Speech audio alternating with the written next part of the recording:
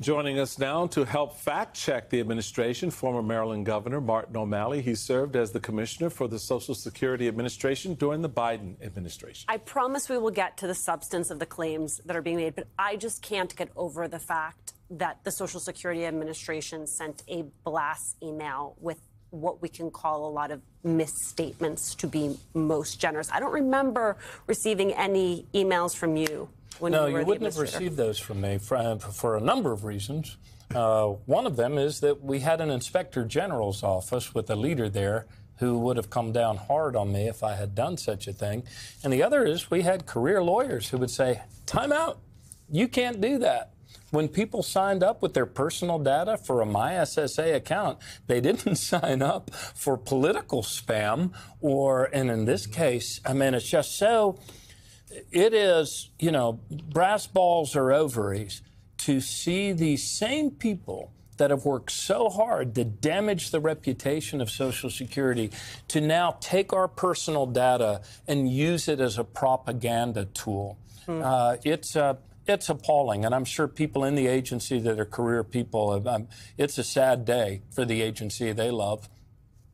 I just, I'm sitting here and I'm thinking about, all the information that our seniors and individuals now coming into the system get. That application process is in and of itself, something that you have to navigate. And now they have the administration sort of on the back end, to your point, throw out this spam, this misinformation to seniors. What should American seniors know at this moment about what they get and what they don't get, how they're impacted under current policy, irrespective of what Donald Trump is out here telling them? Right. As I visited Social Security reception areas all over the country, on those few occasions when people said to me, hey, I don't want to be paying taxes on my Social Security, when you started to peel back the onion, what they were actually talking about was the Medicare payments that are taken out of their Social Security. And you're going to see now, Governor, this huge number of people that now start calling the 1-800 number, which has such huge attrition rates and so many people quitting and leaving that they're now taking people out of the field offices and telling them they have to transfer to the 800 number. You're going to see people going into the Social Security offices because of this misleading statement that they now shouldn't be seeing any taxes taken out of their Social Security. And let's be clear about this.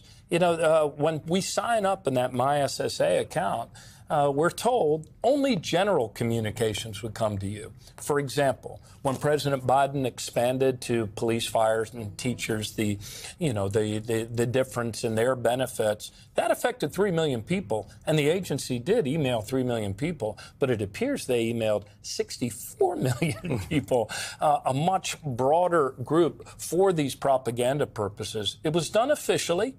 It was done with the commissioner speaking in his official capacity, and it was factually incorrect, is going to drive up volume, is going to damage customer service, even more so than they already have by driving 7,000 people out of the agency.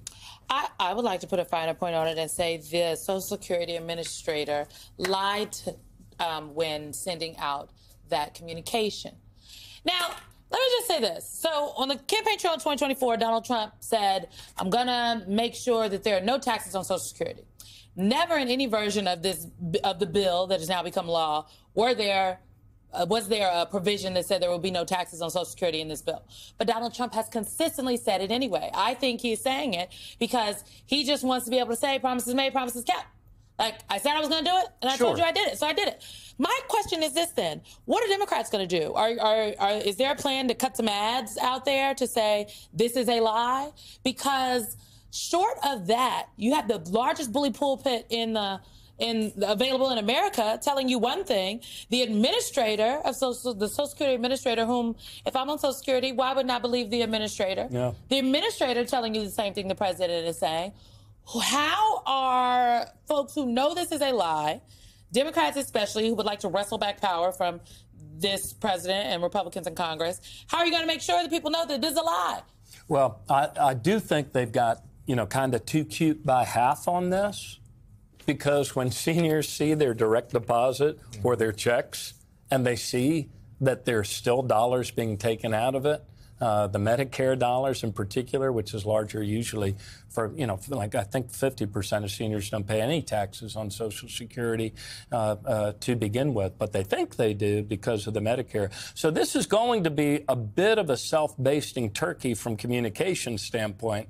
It's going to cost. Can I just say, and it's the commissioner, as you were the commissioner, not the administrator, but can I just say, what you just said sounds confusing.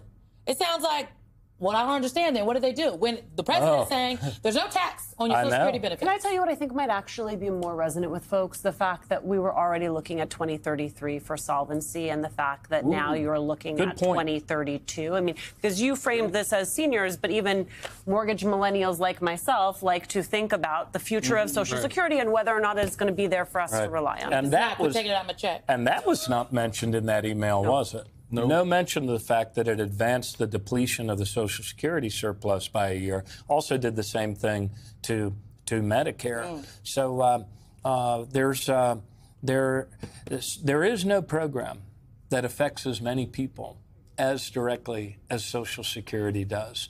I mean, yes, there's the post office, yes, there's the IRS, but so many people over 65 depend on that Social Security payment to be the difference between living with dignity or living under a bridge. So when they see, after hearing, this carnival barker, Donald Trump, who lies like other people chew bubble gum, say again and again and again, there's no taxes being taken out of your check. And then they see that it is, and then they wait for 3 hours in a depleted field office or wait for 2 hours on the 1-800 number. They're going to figure out the truth because it's going to be in the bottom line of their check and their direct deposit. So to go a little bit deeper into Alicia's question for the generation that's now beginning to focus on what their retirement future looks like. You have the taxation of Social Security benefits starting back in like 1983, and that was to stabilize. And every time we turn around, everyone's talking about stabilizing Social Security. The numbers go down. Now we lose another year. It's going to be depleted. Actually, it was pushed out under President Biden. Well, no, it was pushed out. But I'm just saying that yo-yo is what I'm talking about. All right. So you have one administration that sort of advances Social Security a little bit further down the road, stabilize it into the future. You have another administration comes in, does some crazy stuff that sort of contracts that timeline. If you had the power and the authority, you've been inside that room, how do you stabilize Social Security going forward? What, regardless of partisan perspective, as someone who's actually run the agency, you know how to make the damn thing work. Yeah, actually, the fix to the long-term financial stability of Social Security is actually a fairly simple thing. Right now, since 1983, and every 30, 40 years, Congress makes some adjustment, since at least 1983, there is a cap on dollars earned that actually pay any percentage into Social Security. And once anyone, and it's adjusted for inflation, but once any American or family of four reaches $170,000, they stop paying into Social Security, which means somebody that makes $170 million pays the same $10,000 into Social Security as that family of four that made $170,000. So the longer-term financial stability actually can be fixed. And the biggest part of that fix is to tell people in the income bracket of Donald Trump, Elon Musk, Warren Buffett, hey, guys, you need to keep paying into Social Security because it undergirds the very promise of America which is that no one who reaches their golden years should die in poverty, and no one who becomes disabled should have their children kicked to the curb and have to live under a bridge. They're too busy using their disposable income to start third political parties. Correct, and only one political party in this country at this moment seems to believe in what you just said, and it is not the Republican Party.